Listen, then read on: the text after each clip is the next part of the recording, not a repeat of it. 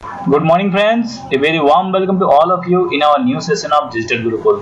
नमस्कार दोस्तों, डिजिटल गुरुकुल में मैं श्रीकांत आप लोग सबका स्वागत करता हूं। तो दोस्तों आई होप आप लोग का प्रिपरेशन अच्छे से चल रहा होगा, आप लोग अच्छे से तैयारी कर रहे होंगे। तो दोस्तों आज मैं आप लोग के सामने एक नई कविता जो आलोक धनवा जो कि बिहार के सुप्रसिद्ध जो कवि है उनके द्वारा रचित पतंग जो कविता है मैं आप लोगों के सामने लेके आया हूं। इसके पहले भी मैं 2 कविता अपलोड कर चुका हूं दोस्तों, आप लोगों ने बहुत सराहा। जिन्होंने मुझे लाइक और कमेंट किया उनको बहुत बहुत धन्यवाद, और जिन्होंने लाइक नहीं किया है दोस्तों जरूर मुझे लाइक कमेंट और सब्सक्राइब करना मत भूलिए दोस्तों। मैं आप लोगों के लिए ऐसे ही वीडियो लेके आऊँगा।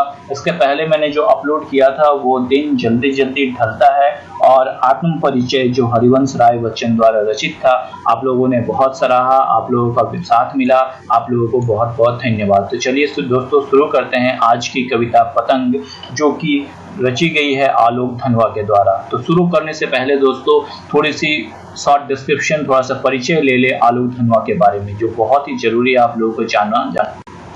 आलोक धनवा का जन्म 1948 ईस्वी में मुंगेर में हुआ, जो कि बिहार में आप लोगों को पता है दोस्तों। उनकी सबसे पहली अगर कविता की बात की जाए तो उनकी सबसे पहली कविता थी जनता का आदमी।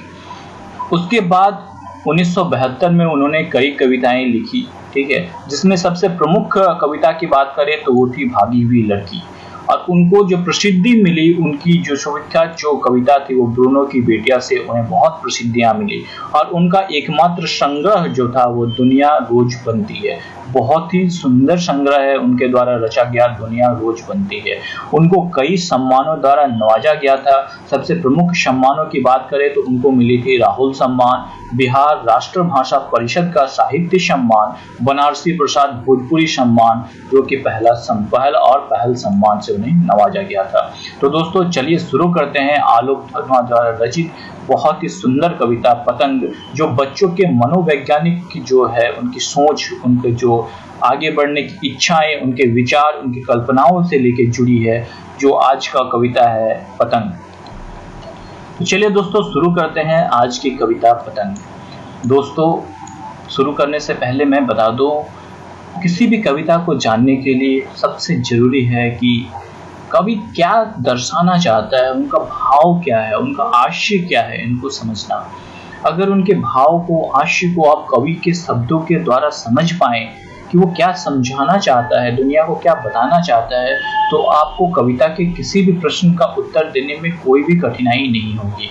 आप सारे क्वेश्चंस का उत्तर पल भर में ही दे देंगे। आप लोगों को बार बार मैं कहता हूँ, ज्यादा क्वेश्चन आंसर पे आप लोग डिपेंड मत रहिए, आप लोग कविता को समझने की कोशिश कीजिए। दोस्तों मेरे बहुत सारे फ्रेंड्स ने मुझे कमेंट्स किया और कहा कि सर आप कविता के जो है प्रश्न उत्तर आप सिर्फ मेरे को भेज दीजिए, मेरे को मेल कर दीजिए, मेरे को व्हाट्सएप कर दीजिए, मेरे को कुछ नहीं चाहिए। तो आप लोग बिना समझे प्रश्न उत्तर का क्या करेंगे, रटिएगा, कितना याद कीजिएगा दोस्तों। तो आप लोग मेरे साथ इसे समझने की कोशिश कीजिए। मैं आपको कोशिश करूंगा कि आप लोगों तक कवि की जो आशय है, भाव है, तक पहुंचाने। आप लोग मेरे साथ जुड़े रहिए और मेरे साथ साथ आप कविता के आशय को, भाव को समझने की कोशिश कीजिए, ठीक है। तो चलिए दोस्तों शुरू करते हैं। सबसे तेज बौछारें गई, भादो गया सवेरा हुआ, खरगोश की आंखों जैसा लाल सवेरा, शरद आया पुलों को पार करता हुआ, अपनी नई चमकीली साइकिल से तेज चलाते हुए, घंटी बजाते हुए जोर से, चमकीले इशारों से बुलाते हुए, पतंग उड़ाने वाले बच्चों के झुंड को चमकीले इशारों से बुलाते हुए, और आकाश को इतना मुलायम बनाते हुए कि पतंग ऊपर उठ सके। देखिए कितनी अच्छे से कवि ने चित्रण करने की कोशिश की है बच्चों के मनोभावना को, ठीक है। कविता के पतंग के माध्यम से कवि ने बच्चों की भावनाओं, उनकी इच्छाओं, उनके सपनों को दर्शाने की कोशिश की है। हिंदी के सुप्रसिद्ध साहित्यकार जो आलोक धनवा है, उनके द्वारा रचित ये बहुत ही अच्छी कविता है। मैं आज आप लोगों के सामने उसका वर्णन करने जा रहा हूँ। इनके द्वारा उन्होंने बच्चों के मनोविज्ञान को बड़ी सजीवता से चित्रण करने की कोशिश की है। पतंग के माध्यम से कवि ये कहना चाहते हैं कि बच्चों की कल्पना शक्ति जो होती है पतंग की तरह होती है, और वो जीवन के सपनों को पतंग से तुलना की गई है। उनके जीवन के सपने जो हैं, जीवन के विचार, उनके कुछ बनने की इच्छाएं जो होती है वो पतंग की तरह रंग बिरंगी होती है। हर दिन नया मोड़ लेती है, हर दिन नए नए विचार आते हैं।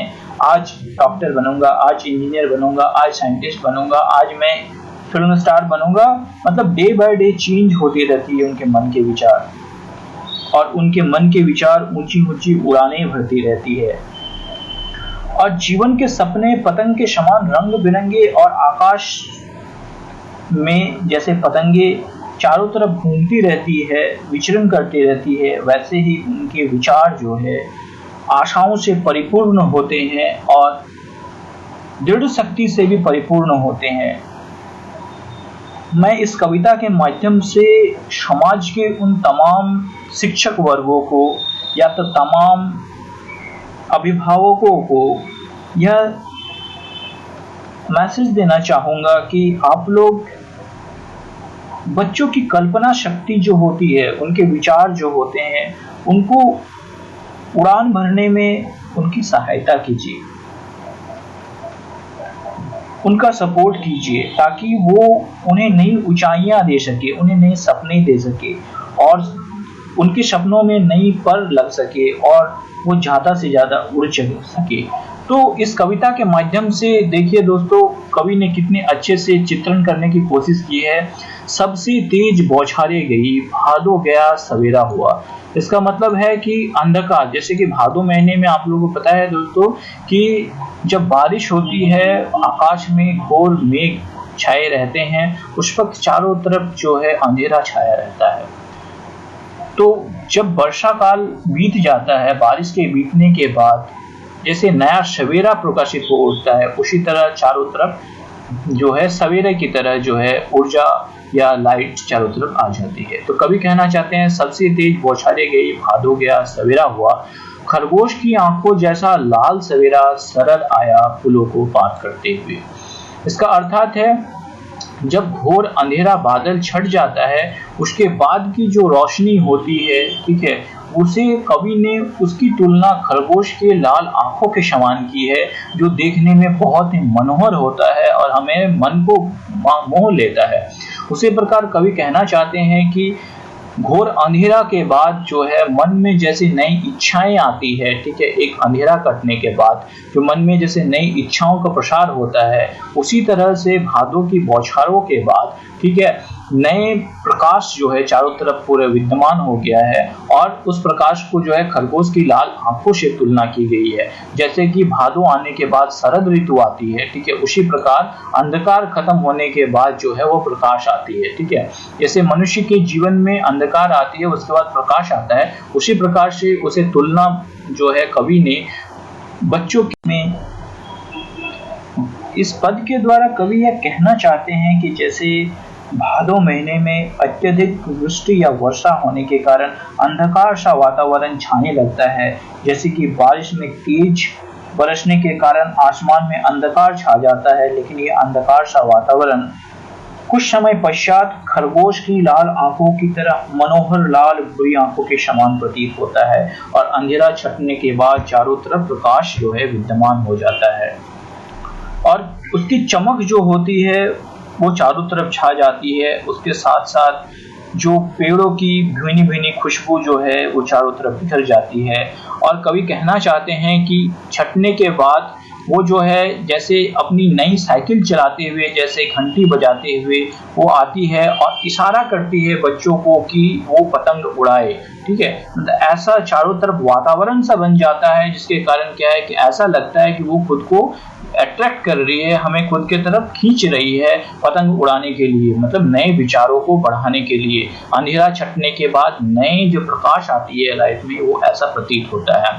पतंग उड़ाने वाले बच्चों के झुंड को जो चमकीले इशारों से बुलाते हुए आकाश को इतना मुलायम बनाते हुए कि पतंग उड़ सके। वर्षा काल के पश्चात वातावरण इतना सुंदर हो उठता है कि ऐसा प्रतीत होता है कि वो हमें अपनी ओर बुला रहे हैं, ठीक है। और पतंग रूपी विचारों को उड़ान भरने के लिए उपयुक्त अथवा आदर्श का प्रदान करती है। जैसे पतंग उड़ाने के लिए वर्षा ऋतु के पश्चात शरद ऋतु में मंद मंद हवाएं जो है वो पतंग की उड़ान के लिए आदर्श मानी जाती है। बच्चों को जैसे वो अट्रैक्ट कर रही है, अपनी ओर खींच रही है कि आओ बच्चों पतंग उड़ाओ, ठीक है, आनंद लो, जीवन के सपनों को नए नए ऊंचाइयां दो, ठीक है, उन्हें पर भरो। उसी तरह कवि इस कविता के माध्यम से बच्चों के विचार जो है उनकी तुलना कवि पतंग से की गई है। और आसमान के जो है जो वर्षा ऋतु के पश्चात जो वर्षा ऋतु के पश्चात जो शरद ऋतु आता है और जो उपयुक्त वातावरण बन उठता है पतंग उड़ाने के लिए, उससे कवि ने तुलना की है। तो चलिए अगला, दुनिया की सबसे हल्की और रंगीन चीजें उड़ सके, दुनिया का सबसे पतला कागज उड़ सके, बांस की सबसे पतली कमानी उड़ सके और शुरू हो सके सीटियों, किलकारियों और तालियों की इतनी नाजुक दुनिया। तो दोस्तों इसके द्वारा कवि यह बताना चाहते हैं कि हमारे जो सपने होते हैं, बच्चों के सपने होते हैं, वो सबसे रंगीन होते हैं, सबसे हल्की होती है। सपनों से हल्की चीजें शायद दुनिया में कुछ भी ना हो, क्योंकि आज ये यहाँ है, आज पल भर में कहीं और चली जाती है, मतलब उससे कहीं भी उड़ान भर सकती है वो। इसीलिए उसकी तुलना जो की गई है कवि के सपनों को कहते हैं उस पतंग की सबसे हल्की कागज जो होती है वो पतली सी कागज से तुलना की गई है, जो पल भर में उड़ जाती है और हर जगह पे जो है उड़ सकती है। और बांस की सबसे पतली कमानी का अर्थ है दोस्तों जो पतंग में लगी हुई होती है, बांस की जो बनी हुई पतली सी जो पट्टी होती है वो उसकी बारे में बता रहे हैं। बांस की सबसे पतली कमानी उड़ सके और शुरू हो सके सीटियां, किलकारियों और तालियों की इतनी नाजुक दुनिया। मतलब उस उड़ान भरने के पश्चात जो है बच्चों के मतलब पतंग उड़ाने के पश्चात बच्चों के मन में जो किलकारियां होती है वो इतने खुश होते हैं, किलकारियां भरते हैं, सीटियां बजाते हैं और तालियां बजाने लगते हैं। उसी प्रकार जो है मनुष्य जो बच्चे होते हैं वो जीवन के नए नए सपने बुनने के पश्चात मन में उनकी नए हर्षोल्लास से वो भर उठते हैं। वो कुछ बनने की इच्छा जो होती है उनके मन में एक अजीब सी उल्लास जो होती है, जिसके कारण मन में सीटियां, किलकारियां बजने लगती है। कवि ने इसके माध्यम से मनुष्य मतलब बच्चों के मनोविज्ञान का बहुत ही सचित्र वर्णन करने की कोशिश की है। आई होप दोस्तों आप लोगों को समझ में आ रहा होगा। तो दोस्तों जरूर मुझे लाइक और सब्सक्राइब करना मत भूलिए। डिजिटल गुरुकुल में जरूर आप लोग लाइक और सब्सक्राइब कीजिए और जिन्होंने नहीं देखा है मेरा वीडियो प्लेलिस्ट में जाइए और जरूर मेरे इससे पहले के वीडियो को जरूर देखिए। मैं डिस्क्रिप्शन में बॉक्स में इसका लिंक दे दूंगा, आप लोग जरूर उसे देखिए। चलिए अगली पंक्ति देखते हैं। अगली पंक्ति है दोस्तों, जन्म से ही वो अपने साथ लाते हैं कपाश, पृथ्वी घूमती आती है उनके बेचैन पैरों के पास।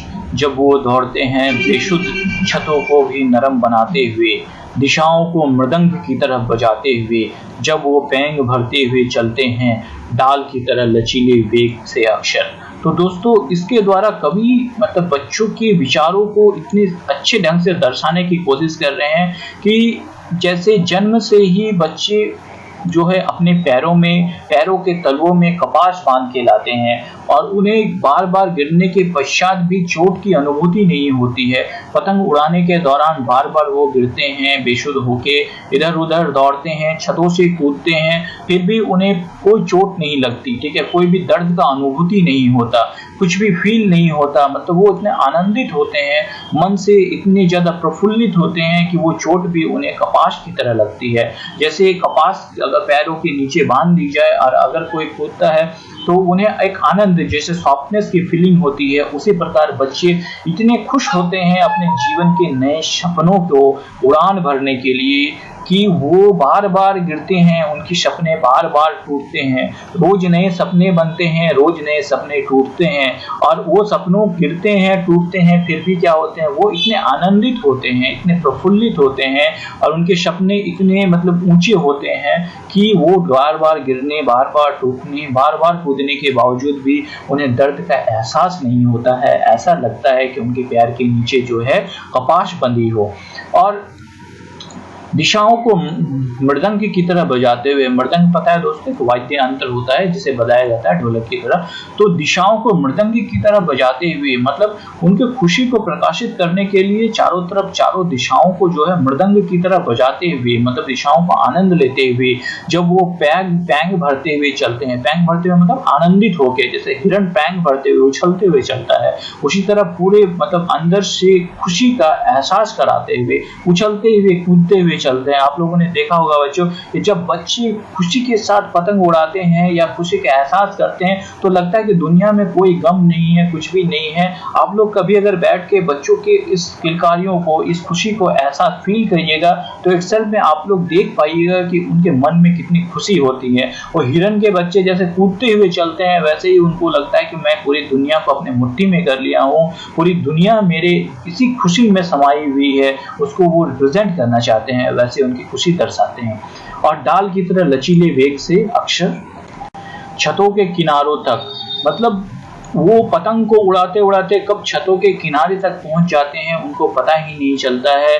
और कभी डालों में झूलते हैं, कभी पेड़ों पे चढ़ते हैं, कभी छतों के किनारों में घूमते हैं और पतंग उड़ाते रहते हैं। मतलब कि इसके द्वारा कवि जो है मनुष्य बच्चों की मनोभावनाओं के, मनोवैज्ञानिक जो मनोभावनाएं होती है, जो हर दिन नए नए सपने बुनती है, कुछ बनने की इच्छाएं होती है, जीवन में कुछ नया पाने का हर्षोल्लास होता है, नए सपने होते हैं, उनको दर्शाना चाहते हैं कि वो सपने जो है जोखिम से भरे होते हैं, बहुत सारे रिस्क फैक्टर्स होते हैं, सब कुछ होते हैं, फिर भी क्या है कि वो उन सब से बचते हुए चलते हुए जो है उन किनारों तक पहुंचते हैं और फिर भी वो क्या है अपने सपनों को बनाते रहते हैं कुछ बनने की।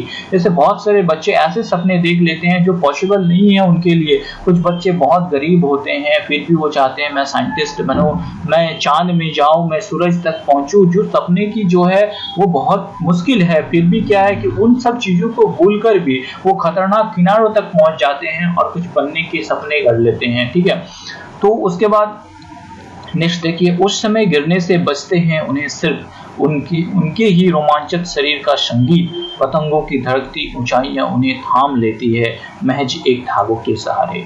पतंग के साथ वो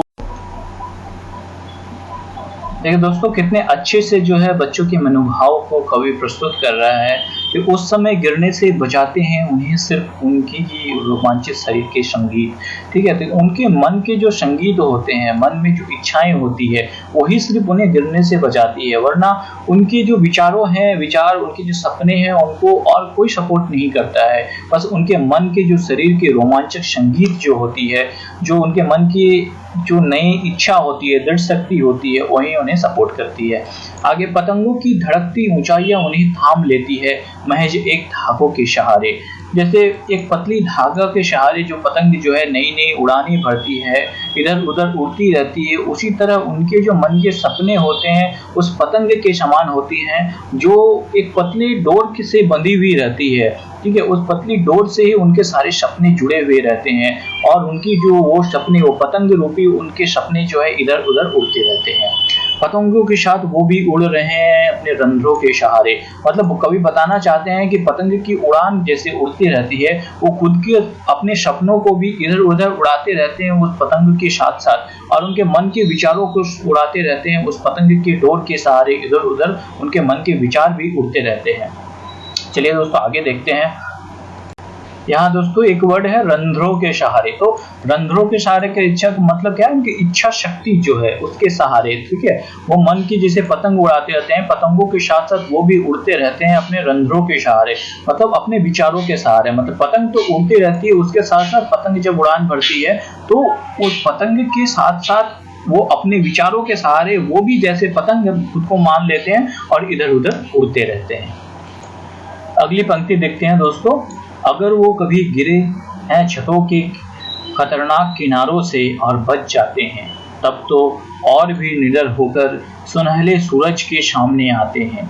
पृथ्वी और भी तेज घूमती हुई आती है उनके बेचैन पैरों के पास। तो देखिए दोस्तों, इसके द्वारा कवि यह बताना चाहते हैं कि अगर उनकी सपने जो है उनके मतलब पहले कवि का आशय इसमें बता दूं, फिर मैं उसके मन के विचार बताता हूं कि इसमें बताना चाहते हैं कि पतंग उड़ाते उड़ाते अगर वो कभी गिर जाते हैं, कहीं से छत से गिर जाते हैं और बच जाते हैं खतरनाक किरणानों से और बच जाते हैं, गिरते हैं, छत से गिरते हैं और फिर बच जाते हैं, तो उनके मन में गिरने से जो उनके मन में एक डर था कि गिरने से मुझे चोट लगेगी, वो जो है डर खत्म हो जाता है।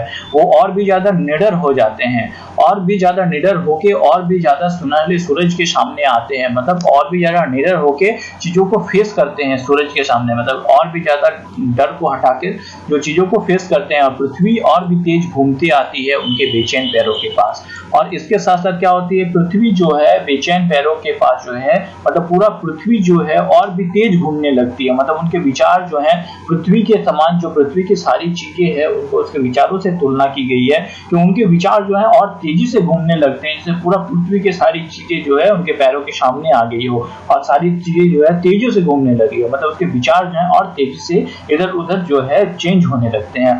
तो कवि इसके द्वारा जो है बच्चों की मनोभावनाओं को प्रस्तुत करना चाहते हैं कि उसके मनोवैज्ञानिक जो है मनोभावनाओं के कि उनको कभी कभी यह डर रहता है कि अगर उनके सपने टूट जाएंगे, पूरे नहीं होंगे तो क्या होगा, पर अगर उनके सपने गिरते हैं, वो किसी सपनों से या तो कोई नया सोच लेते हैं और उसमें असफल होते हैं और गिरते हैं, पर अगर बच जाते हैं तो गिरने के बाद भी अगर उनको दिल में वैसी चोट नहीं लगती है तो उनका मन और भी निडर हो उठता है कुछ पाने के लिए, उनकी दृढ़ शक्ति जो है और भी ज्यादा बढ़ जाती है उन्हें पाने के लिए। आप देख रहे हो, मतलब आप खुद पे फील करते होंगे बच्चों का कि कुछ पाने की जब इच्छा होती है उनके मन में और वो एक बार सपोज कीजिए वो असफल हो जाते हैं, पर वो मन से नहीं टूटते हैं, तो उनकी जो दृढ़ शक्ति वो इच्छा है और भी ज्यादा प्रबल हो उठती है उन चीजों को पाने से। और उसके बाद क्या होता है कि वो जो बाकी जो इच्छाएं हैं, जो है सारी जो इच्छाएं जो पूरे पृथ्वी पर चारों तरफ से घूम रही है सारी इच्छाएं, ठीक है, वो सारी इच्छाएं ऐसा लगता है कि उनको पैरों पे पास आकर सीमित हो गई हो, उनके पैरों से बंध गई हो, उनके पैरों की उनके दौड़ की जैसे उनके पैरों से बंधी हुई हो और इच्छाएं जो है चारों तरफ पैरों की घूम रही हो, उनके बेचैनी के साथ साथ मतलब उनकी इच्छाएं जैसे इधर उधर जो है बेचैनी के साथ साथ घूमते रहती है, उसके जैसे पृथ्वी भी सारी इच्छाएं घूम रही हो और सारी इच्छाओं को पूरे करने की उनके मन की इच्छा और भी ज्यादा प्रबल हो जाती है। तो दोस्तों आई होप आप लोगों को समझ में आया होगा। आप लोग बस कवि की भावनाओं को समझने की कोशिश कीजिए, आप लोगों को जरूर से जरूर सफलता मिलेगी। और इसमें जो दोस्तों क्वेश्चन जो पूछा जा सकता है उसका मैं क्वेश्चन भी अपलोड कर दूंगा जल्दी से। ऐसे में थोड़ी सी मैं चीज बता दूं इससे क्या क्या पूछा जा सकता है। इसके द्वारा पूछा जा सकता है कि आलोक धनवा के बारे में, कि उनका जन्म कहाँ हुआ, उनकी प्रमुख रचनाएं कौन कौन सी थी, उनको कौन कौन से अवार्ड्स मिले, ये सारी चीजें पूछी जा सकती है। और डिफरेंट चीजें जो पूछी जा सकती है दोस्तों कि इसमें प्रमुख जो है अलंकार कौन कौन से यूज किए गए हैं और इनमें किस प्रकार का भाव रस है, इसमें कवि इसके द्वारा क्या समझाना चाहते हैं, कवि छोटे बच्चों के विचारों को किससे तुलना, मतलब पतंग की तुलना किस चीज से की गई है और उन्हें नीचे गिरने पे चोट क्यों नहीं लगती है, और सारी चीजें मतलब जो है ये सब चीजें स्पेशली पूछी जा सकती है जो चीजें हैं। और बाकी जो इन प्रमुख रचनाएं जो हैं ये सब चीजें मैंने बता दिया, उनके इंपॉर्टेंट क्वेश्चन भी मैं अपलोड कर दूंगा। और दोस्तों आई होप आप लोगों को पसंद आया हो, तो जरूर से जरूर मुझे लाइक करना और सब्सक्राइब करना मत भूलिए दोस्तों। और कुछ समय की पाबंदी की वजह से और अपनी लाइफ के बिजी शेड्यूल की वजह से मैं अपलोड नहीं कर पाया, उसके लिए मैं क्षमा चाहूंगा आप लोगों से। आप लोग मेरे साथ जुड़े रहिए, मैं जरूर जब भी मौका मिलेगा मैं आप लोगों की सहायता करूंगा, मैं वीडियो अपलोड कर दूंगा। आप लोग मेरे साथ जुड़े रहिए, मेहनत करते रहिए, आप लोगों को जरूर सफलता मिलेगी, ये मेरी दृढ़ इच्छा है और मेरी यही कामना है आप लोगों के साथ। Best of luck all you them, ठीक है। जय हिंद, जय भारत।